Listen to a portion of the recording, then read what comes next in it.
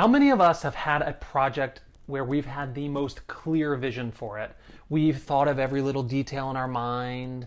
We've had massive excitement for it. So much so that we've talked to our friends about it, we've Googled about, but something happens where we just can't get ourselves started. Could it be that our drive towards being perfect is blocking our progress? I'm John Coplen, and you're watching Architecting You: How to Design the Life You Want.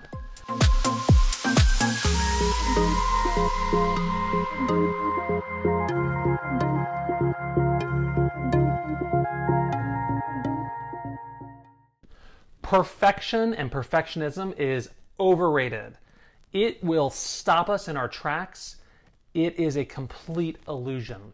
Elizabeth Gilbert, the author of Eat, Pray, Love, which some of you may have heard of, I think puts it best when she says, perfectionism is fear in high heels and a mink coat.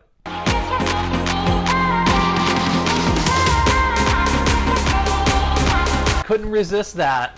Couldn't resist it. But what I love about that statement is it's 100% right. It is fear, but somehow in society we elevate it to be something of a virtue. In job interviews, we label it as a weakness. I mean, my weakness is definitely that I'm perfect. I mean, I want everything to be perfect all the time, and it's a big downfall of mine. I just want everything to be perfect for the company. Yes, just perfect, and I won't stop till it's perfect. Perfect, perfect, perfect. Elizabeth Gilbert goes on to say, let's call perfectionism what it actually is, fear.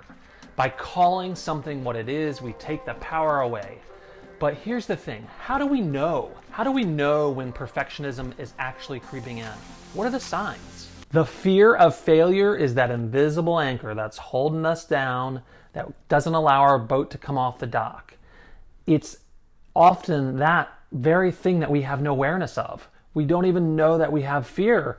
Instead, we call it perfectionism. We're still doing our research and analysis, and eventually we're going to get there. Or maybe we're hiding in research and analysis because we have analysis paralysis. We can't move it forward. Or we keep revising the project that we're working on, revising and revising and revising and revising. How many times can we revise it? But we never really show it to anyone because we're a little bit scared that the final product won't live up to what we want it to be.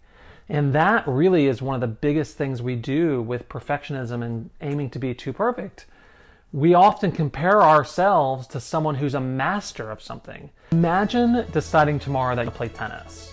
And you're like, I'm definitely going to be an amazing tennis player. And the first game out, you expect to be able to beat Serena Williams. Absolutely ridiculous.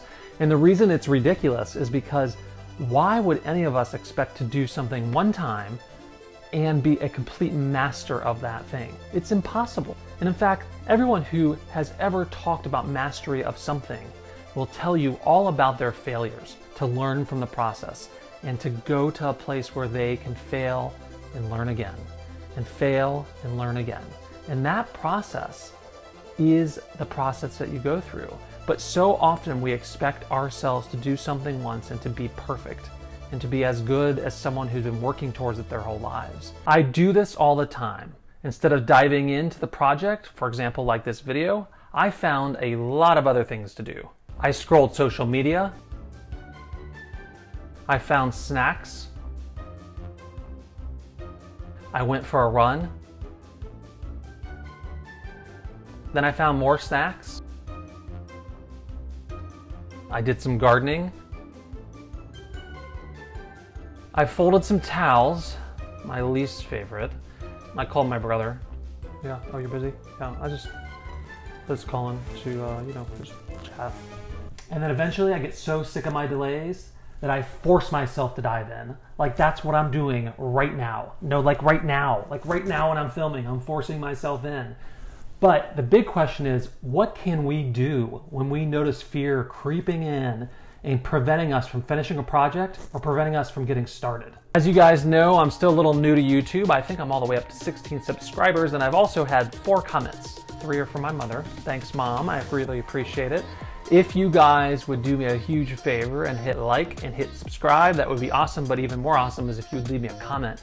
And if the comment this week was about things you do when you're looking to get yourself moving in a process and moving towards progress. When we focus on process, we turn towards progress. We're open, we're malleable, we're ready to learn. But what are some of the things that we can implement when we start to see perfectionism creep in and fear creep in so that we can turn ourselves towards process? Stop comparing yourselves. Just stop. Just stop. Everyone just stop. No comparing ourselves. Especially stop comparing ourselves to people who are masters at what they do. It makes no sense at all. If you want to compare yourself to someone that is below you in the skill set that you're trying to do. And look at how far you've come from the day you started. Dive into the process. I mean, like head first, full on dive in. I know that's tough because it is an actual choice to dive into a process. We've done it all the time.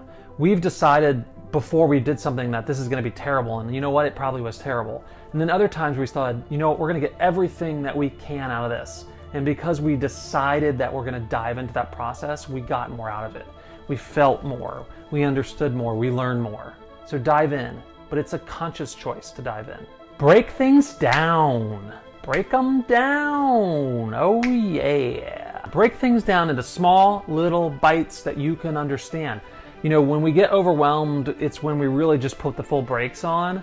If we just took a little time to just understand what little chunk you could bite off right now, by then diving into that little bit, you'll learn a little more.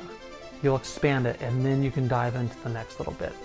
Take a moment and break the big project down into smaller tasks. Mindset, mindset, mindset. You are responsible for your energy. You're responsible for your mindset.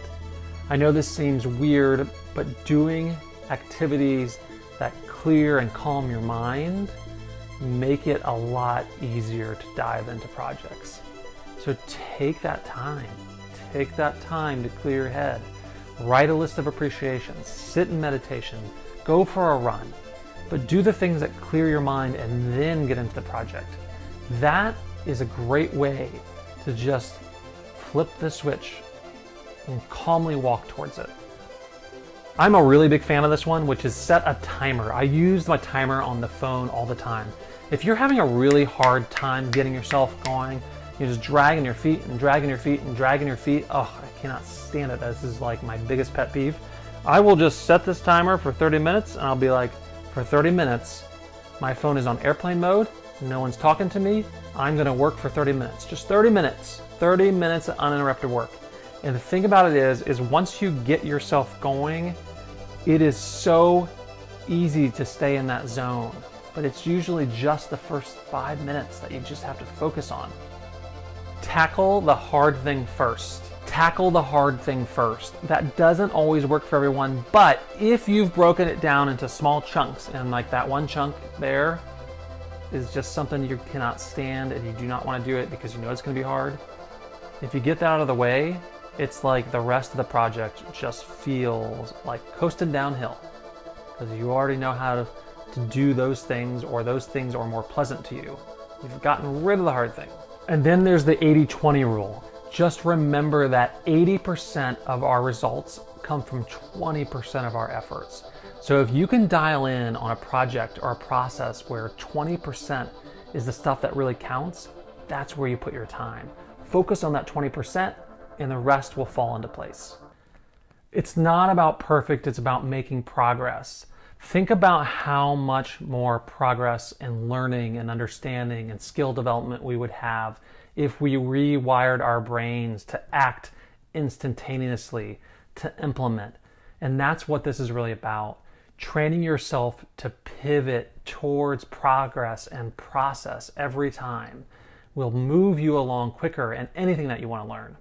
I end every episode in I ams because I believe they are the most powerful thing in the English language, except for we use them very meanly against ourselves. We say terrible things to ourselves, and I think if we would just spend time saying 3 nice things to ourselves, we could change ourselves and change the way we feel and thus change our lives. So today I'm going to pick 3 that I feel like relate to the video today. I am someone who dives into process. I am an active player in life. I am the architect of my life.